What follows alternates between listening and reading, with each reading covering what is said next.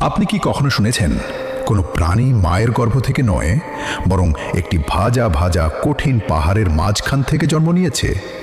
এটা কোনো গল্প নয়, এটা কোরআনের সেই বিস্ময়কর মুজিজা, যা দেখে হাজারো মানুষ ভয়ে কেঁপে উঠেছিল। এটা ছিল সামুদ জাতির ঘটনা।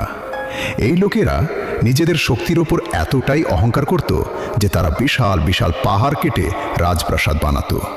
যখন আল্লাহর নবী হযরত সলেহ আলাইহিসসালাম তাদের সঠিক পথের দিকে ডাকলেন, তারা তাকে উপহাস করল এবং একটি অসম্ভব শর্ত রাখল।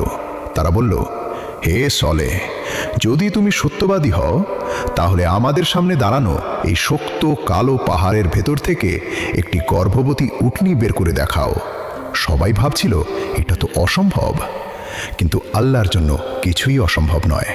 হঠাৎ করে জমিন কেঁপে উঠল, পাহাড় ফেটে গেল, আর সবার চোখের সামনে পাথরে